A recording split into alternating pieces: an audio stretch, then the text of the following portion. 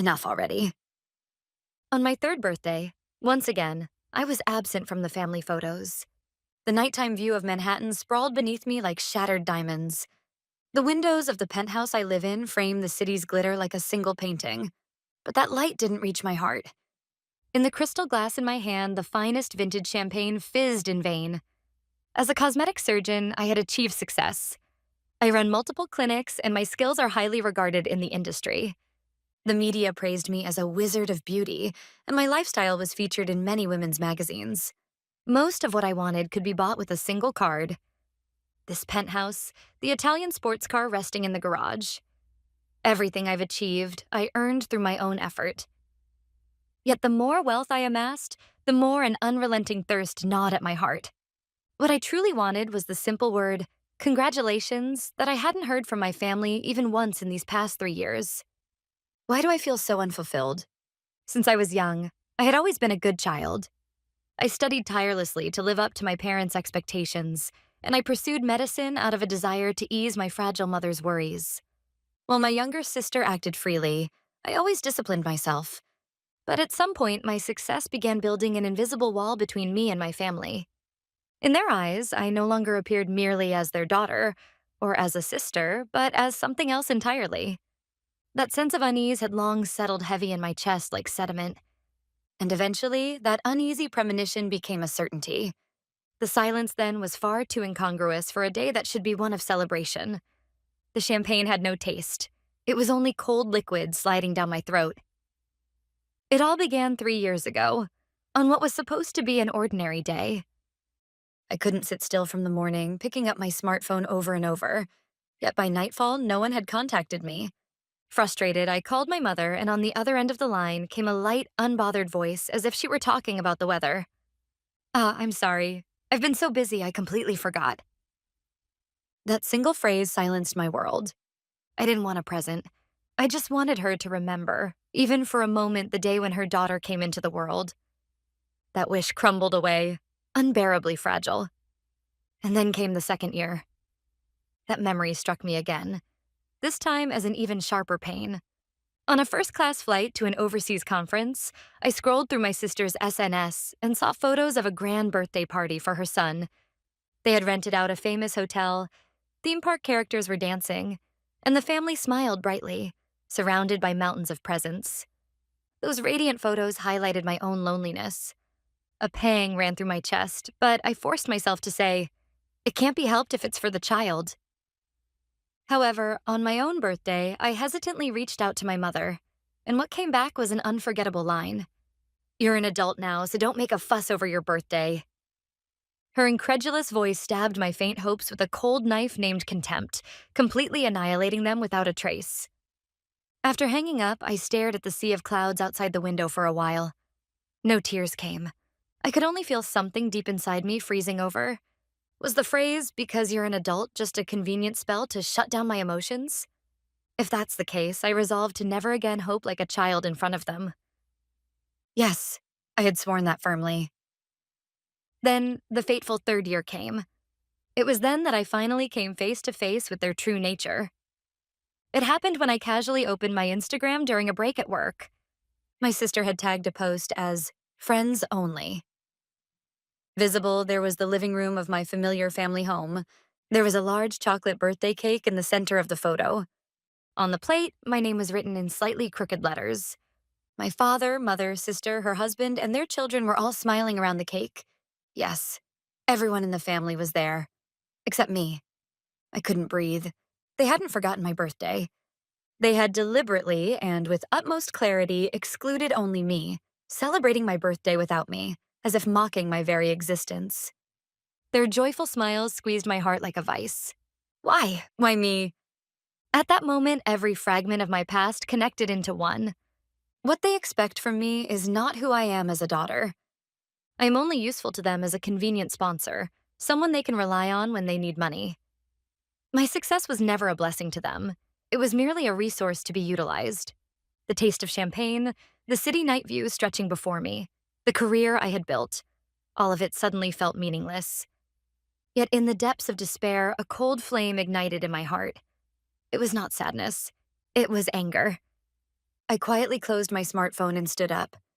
The face reflected in the mirror was colder and more resolute than ever before. I would never again allow them to disturb the peace of my mind, and I decided to completely separate their existence from my life. I vowed to escape the curse of what is called family. With that single intention, I began to act. I chose to create a sanctuary for my soul. Why did I choose a villa in the mountains? City life had given me wealth and fame, but it had also brought relentless noise. Reservation calls, reports from staff, invitations to conferences, and occasionally, requests for money from my family. My time was constantly consumed by others, and my spirit was steadily worn down. What I sought was a place governed only by complete solitude and the kind of silence like a ringing in the ears. A place where no expectations, jealousy, or desire could reach me. Like a castle in the sky. I consulted multiple real estate agents and had them list properties across the US, and sometimes even abroad. Yet none of them captured my heart. Then one day, an agent prefaced with, "This is a bit unusual," and showed me that land. It was priced at a total of $15 million. I hesitated for a moment, but the moment I saw the photos of untouched nature and the log house quietly standing in the forest, my soul trembled. This is where I belong. I will never forget the day I visited the land for the first time after completing the contract. The moment I got out of the car, I was enveloped by the rich scent of wood and the smell of damp earth. The songs of unknown birds, sounds that could never be heard in the city, rained down like music of blessing. Standing on the terrace of the villa, green carpets extended endlessly below, and a private golf course stretched out before me.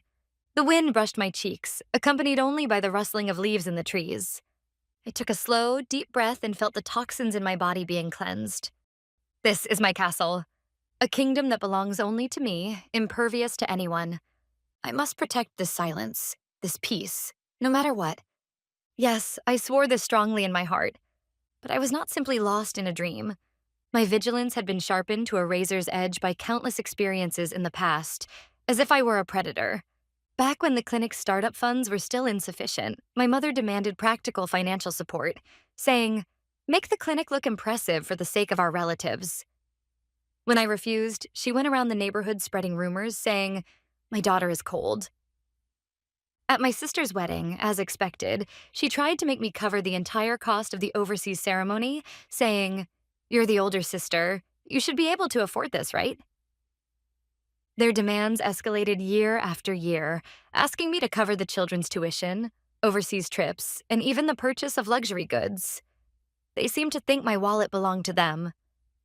These experiences taught me something. For them, family ties are nothing more than a free pass to justify infinite demands. That is why I needed to build, in this castle, not only physical walls, but legal ones as well. I immediately contacted a skillful lawyer who specializes in asset planning. After listening to my story, he quietly said, "Do not fight with emotions. The weapons we should use are unshakable facts and the law that supports them." His advice cleared my mind. We immediately began taking action. First, we established an LLC, a limited liability company, solely to manage and own this property. The procedures were complicated, but this was an invisible shield and a legal armor to protect my assets and privacy from greedy hyenas. I transferred all ownership to the LLC and ensured that my personal name was erased from all public documents. This was not merely a defensive measure. It was a declaration of war from me, aimed at redefining my relationship with them under the law. Yet I wanted to share the joy of my new life with someone. Just a little, as a small gift. I posted a single photo on social media, taken from the terrace of my mountain house, capturing a blazing sunset. With just one caption, "My new hideaway." Little did I know that would be the fateful cannon signaling the end of my peaceful days. Just hours after the post, a family chat notification broke through the silence. It was from my mother.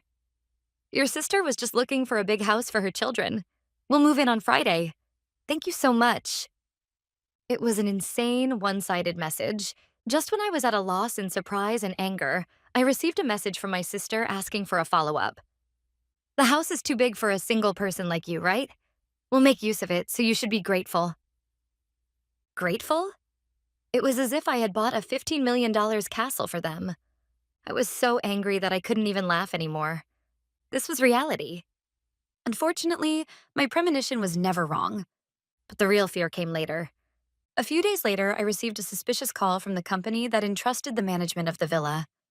The other day, I received a request from a person claiming to be your mother asking for a duplicate key. My blood boiled. My mother was trying to get a duplicate key to my castle illegally without my knowledge. In addition, I received a confirmation call from the local county sheriff's office saying, someone claiming to be your relative is trying to apply for vehicle registration with the Department of Motor Vehicles at an address you own. They were simply no longer family. I stared at my smartphone screen and began to plan a counterattack quietly and coldly. I had no intention of showing mercy to these crazy invaders. From then on, it was a cold-hearted battlefield where only law and intelligence reigned, with no room for sentimentality or family love. That night, I knocked on the door of the office of an old lawyer in the city center named John. He listened quietly to me behind his heavy mahogany desk. His eyes were full of deep insight, which must have unraveled many complex human patterns under the law. When I had finished presenting the whole story and the evidence I had begun to gather, he nodded deeply and crossed his fingers. This is not just a real estate dispute between relatives. It is a premeditated and vicious infringement of rights caused by their own jealousy of your financial success and independence. They fight with emotions, but we will fight with unshakable facts and the laws that support them. John's words transformed the chaotic anger in my mind into a clear strategy. We simulated every possible scenario until the middle of the night. First, there was the possibility that they might take extreme measures, bringing a locksmith and attempting to break in physically. We believed this was the scenario with the highest likelihood. In this case, we need to completely secure the scene and involve the police, especially when they are attempting to trespass, John said. Next, there was the possibility that they might use the media or social media to craft a tragic story of a successful daughter evicting her poor family from the house in order to win public sympathy. In response, we prepared objective evidence to counteract them, such as records of their past financial demands and forged contracts. They will probably try to corner you mentally and make you feel guilty, ultimately forcing you to comply with their demands. That's why you must not engage with them directly at all. Everything must go through me. This is a fight to protect your dignity and your future, John said firmly. His words made me realize I was not alone, and my heart felt a little lighter. For the first phase of our plans, we filed for a temporary restraining order with the court, which was granted immediately. It would be a clear crime the moment they set foot on my land. But that legal barrier alone wasn't enough. I needed to record their actions perfectly. The next day, I contacted one of the top security consulting firms in the country. Together with them, I upgraded the defense system of my property to what could only be called a military level. From the entrance gate to the villa's front door, back door, and every window, we added the latest security cameras capable of clearly identifying faces and license plates in 4K resolution even at night, eliminating all blind spots. It was no longer just about security. It was a system for surveillance and evidence collection. I replaced the front door with a Swiss-made smart lock that could not be opened with a physical key, requiring 3 steps: my fingerprint, vein authentication, and a randomly generated passcode. These investments alone cost about as much as a luxury car, but for the sake of my peace and safety, it was a reasonable price. However, just waiting wasn't enough. I decided to take a more proactive approach. Following John's advice, I contacted a reliable private investigation company and hired 2 skilled investigators. The task I gave them was simple: monitor my family, especially my mother and sister, 24/7 until the planned day on Friday, and report in detail who they meet and what they do. Backed by my financial resources, the investigators deployed the latest equipment and personnel without sparing any expense. Then, one day, I obtained decisive evidence. An envelope from an unfamiliar law firm had been mistakenly delivered to the mailbox at the villa. The sender was a lawyer in the town where my sister lived. Feeling a sense of foreboding, I opened it and found a draft of a forged document titled Family Residence Agreement. The rent was an absurd $100 per month. Furthermore, in the section for the contractor, there was a clumsy signature clearly imitating my handwriting. The malice and premeditation made me feel nauseous. Yet this was merely one of the critical pieces of evidence that God had provided to prove their wrongdoing. Holding that contract, I deliberately called my mother. I put the phone on speaker mode and, following John's instructions, pressed the record button on my IC recorder. Mom, about my house. Before I could finish, my mother interrupted, launching into her speech as if she had been waiting for this moment. Ah, finally you're ready to talk. Your sister and the kids are thrilled about your new house. Managing such a large home would be hard for you alone, right? We'll make proper use of it, so you should be grateful. I calmly, but feigning slight ignorance, asked, But it's so sudden. Then my mother, with an air of triumph, began revealing their plans in full.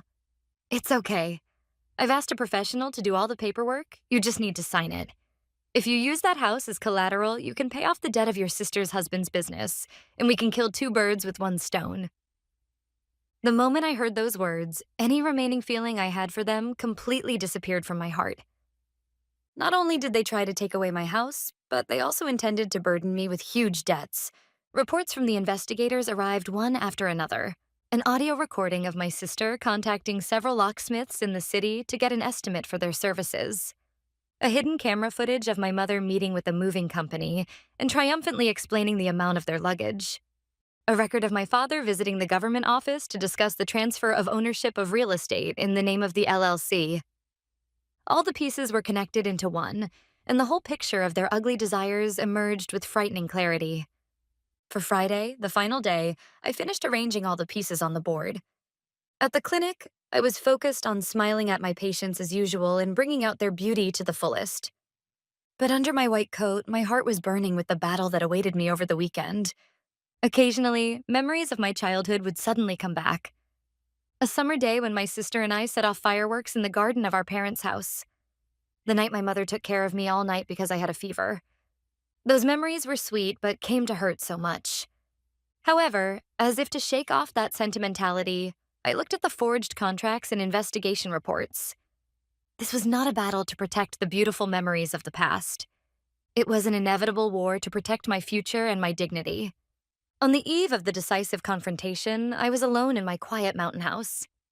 The huge monitor in the living room showed images from more than a dozen cameras installed on the premises in real time. Forests emerging in the dark, approaches shrouded in silence, tightly closed gates. Everything was under my control. I took a sip of cold Earl Grey and quietly waited for the dawn to break in this perfect fortress. All that was left was to wait for the stupid invaders to catch this spider web themselves. The fateful Friday had arrived. That morning was eerily clear, like the calm before a storm. The mountain air was crisp, and the gentle chirping of birds resonated peacefully. However, inside the house, a tense atmosphere dominated, as if it were a command center awaiting an impending battle. I waited calmly for the moment, as if I were the lead actor coldly awaiting the start of a play. On the living room's low table, there was only coffee in a thermal pot and cups for each person present. Opposite me sat my lawyer, John, and on a slightly distant sofa, two robust-looking veteran deputies from the local county sheriff's office quietly took their seats. They hardly spoke, yet their mere presence added the absolute weight of the law to this space. John set down his cup and ran down the plan one last time. All right, remember, when they arrive, you must not say a word. No matter what insults they throw at you, or how they try to elicit pity with tears, you must never show your emotions. Your silence is our greatest weapon. Leave everything to us. I nodded silently. I was already prepared emotionally. The sentiment that had tormented me for years no longer existed in my heart. 2:14 p.m. Breaking the silence, a faint electronic beep sounded from the gate sensor. The feed from the surveillance camera appeared on the living room's massive monitor. Along with the heavy sound of tires crunching gravel, the first thing to enter my view was a huge truck marked with the logo of a major moving company. Behind it slid my familiar father's luxury sedan. I stared at the monitor intently. The sight of my family stepping out of the cars was far more ridiculous and grotesque than I had imagined. My mother, as if she had become the new mistress of this castle, shouted instructions at the moving team leader. My father proudly crossed his arms, gazing at the house's grandeur. And my younger sister, pulling a child along, acted as if taking a commemorative photo with her smartphone, hopping about excitedly. On their faces, there was not a trace of guilt, nor any thought for me. There was only the shameless certainty of victory, the belief that they had lawfully taken someone else's property. I've called the locksmith, so let him in immediately. My mother's high-pitched voice came through clearly via the high-performance microphone. Soon, a small van arrived and a man in work clothes got out. Seeing him head toward the entrance with his toolbox, John gave me a subtle nod. "Time's up." I slowly stood up and took a deep breath, just once. My heart was remarkably calm. It was as if I were gathering my mental focus before performing surgery, an extreme calmness that took hold of me. John and the two deputies followed behind me. Step by step, our footsteps toward the entrance echoed unusually loudly. The intercom blared loudly, and the monitor displayed my father pounding on the front door and shouting, "This is our house." His face was flushed and red. I unlocked the smart lock with fingerprint recognition and placed my hand on the solid oak doorknob. Then, slowly but with no hesitation, I opened the door inward.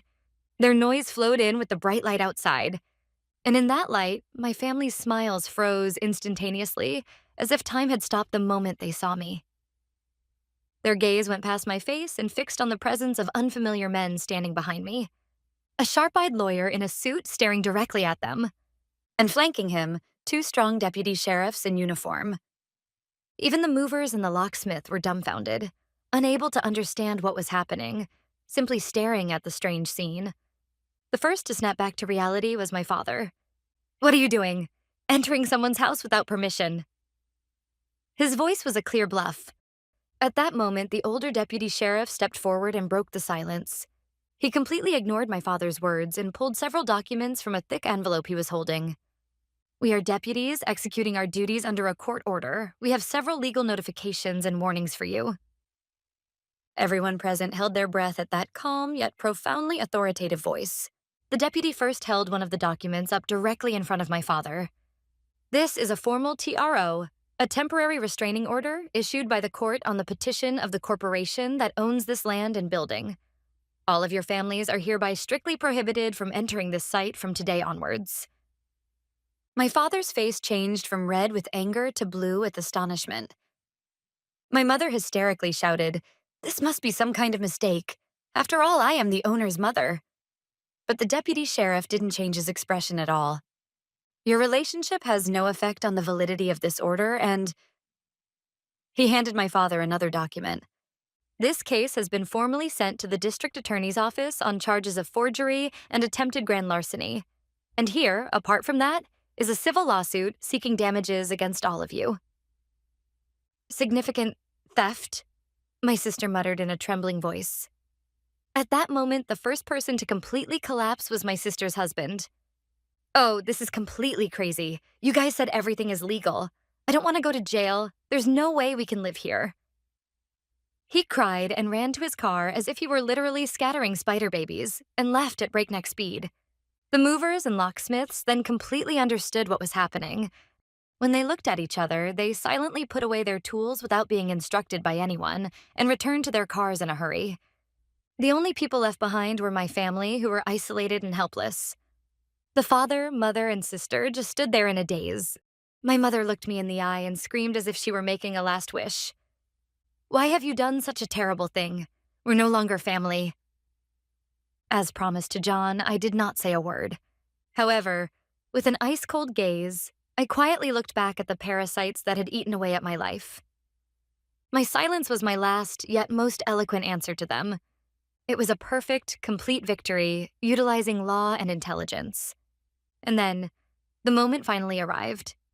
The moment when complete peace and silence returned to my castle. However, contrary to the exhilaration of victory, my heart was not entirely clear. The weight of the chains I thought I had broken pressed on my heart like a phantom. Legal victory did not mean emotional closure.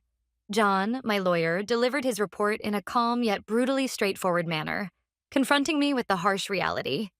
My father had his social standing and pride completely shattered.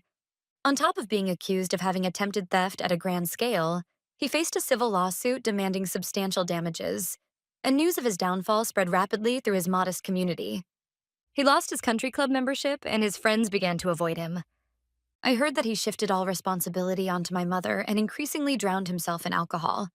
The authority he once wielded over me completely disappeared. My mother faced the greatest miscalculation of her life. She had been convinced that I would eventually give in, thinking, because we are family. Faced with legal measures beyond her understanding, she lost her will to fight. Berated by my father and stripped of the financial support she had always relied on, the appearance of a wealthy family that she desperately tried to protect collapsed like a castle built on sand. And then my sister Emma and her husband Chris.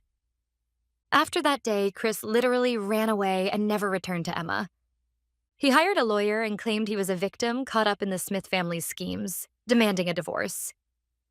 To him, the Smith family had only been a stepping stone to success, and the moment it turned into a legal risk, it became worthless. The civil lawsuit was concluded by ordering them to pay an amount of compensation that they could not afford. John proceeded with the process of foreclosing my parents' house in Greenwich. It was the house I bought for them, and it was ironically sold to settle the damage they had done to me. One night, a few months after receiving such a report, a phone rang from an unknown number. It was from Emma, who spoke with a trembling voice. She was completely isolated as she lost her home, was abandoned by her husband, and our parents were blaming each other. She now lives in a small apartment with her children. She began to sob and apologize for the first time. I'm sorry. I'm sorry. I've always been jealous of you. I thought that what you got on your own was like a well-deserved right that I should receive. Only now do I really understand how stupid and sinful it was to take what belongs to someone else, and how painful it must have been for you. At those words, I felt the last thorn that had been deeply embedded in my heart quietly melt. The hatred was no longer there. There was only deep sadness and indelible pity for the person who shared my blood. A few weeks later, I invited Emma and her children to my house. On the terrace that was the venue of our previous confrontation, we watched the sunset and talked for hours. She tearfully spoke of her mistakes, how pampered she was, and her distorted feelings for me. I just listened quietly. No one can make up for lost time, and the past mistakes may never go away. However, we may be able to slowly build new relationships, this time with our own hands, as equal human beings. I didn't tell her I had forgiven her until the end. It was because I felt it was too late. Instead, I told her, Emma, I'm going to set up a fund for you and your children to start a new life. But this is not a free gift. This is your last chance to stand on your own feet. Don't live a life by depending on someone else again. It was no longer an unconditional aid like it once was. It was an investment for the future, with clear boundaries and purpose. True strength isn't just about utterly defeating the other person. Sometimes it may be about having the courage to believe in the future of someone who has made mistakes. And true freedom is not about completely discarding the past, but about having the power to redefine future relationships for yourself without being bound by the past.